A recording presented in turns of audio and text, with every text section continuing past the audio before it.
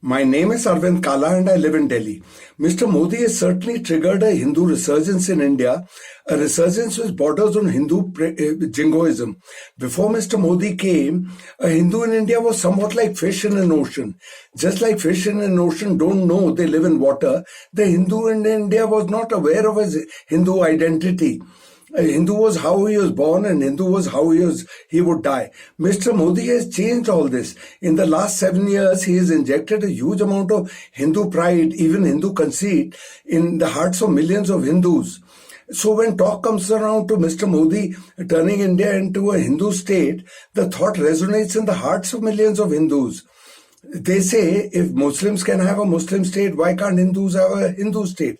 So far, so good. If it means a change in nomenclature, it doesn't matter at all. Ramesh becomes Naresh or Geeta becomes Sita, it doesn't matter. But if it means changing the Indian constitution, changing Indian laws, changing India's civil laws, criminal laws, etc., it's a hugely complex task which Mr. Modi would not be able to do in 100 lifetimes. At this point, somebody may say, but how do Muslim states like Saudi Arabia or Iran, etc., do their job of being a Muslim state? Well, their laws have come down, were written 1400 years ago. Their big boss is Prophet Muhammad and the Quran, and the Hadith and the Surah and the sayings of them and the fatwas. And their big bosses are clerics. Ayatollah is a cleric, like the priest of Badrinath temple presiding over Indian destiny. The judges are clerics. And so they follow those Islamic punishments that were written 1400 years ago. Sharia law, etc. Cut off a chap's head if he wants to quit Islam. Stone a woman to death if she slept around. If and 100 cut off a thief's hand so that he can't commit thievery again. So these were laws, and this is what Saudi Arabia or Afghanistan and all these places follow, and Iran follow. But are we going to do that? A Hindu state, what would it mean? Reviving Sati? Would a Hindu state delight the hearts of millions of Hindu women by erecting lingams at every street corner? Would our widows be required to don white and shed their jewelry and sing bhajans all their lives? We have no old-time laws to go back to. We can't harken back to the past. You see, Islam has a single founder and one holy book. We have the Rig Veda and the Upanishads and this, and we don't have a single God, we don't have a single text like that. And our oldest law is the law of Manu, which is the most regressive, as regressive as Islamic laws. You know what they say about women? They say a woman should always be under 3 kinds of men. Under her father when she's young, under her husband when she's married, and under her sons if she gets widowed. And never should she forget one thing, that even if a husband is debauched and rotten, he is a god, and that is it. So is that what we can go back to? No way. India's been a secular state for 74 years, and that's what it will remain. There's a saying, this is called the march of time. Toothpaste squeezed out of a tube cannot be put back. In the same way, we cannot undo everything here and revert to that. Then to top it all, there are complexities and complexities and complexities. Now, India is 80% Hindu. India's current population is 1300 million.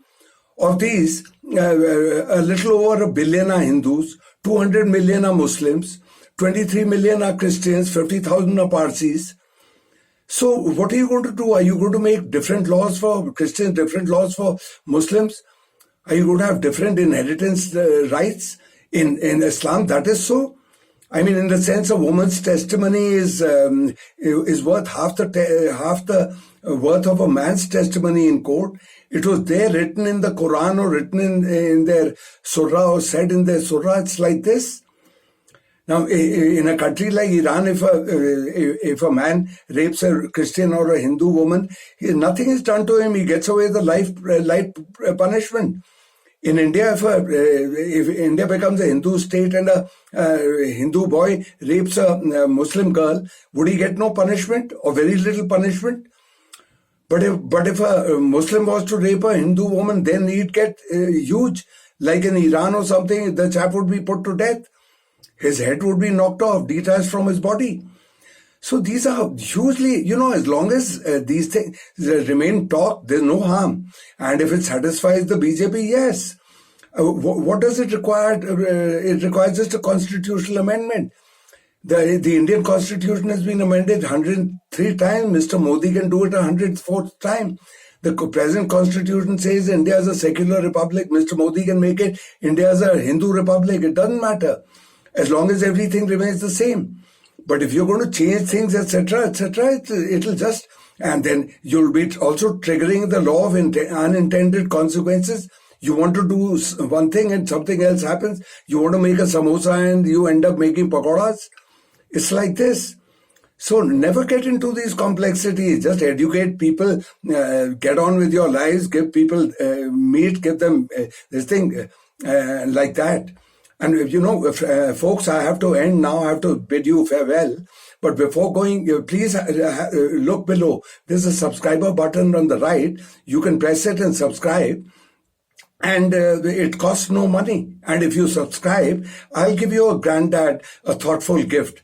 I'll get him a pair of designer dentures from Louis Vuitton. Okay, folks. Goodbye. Thank you.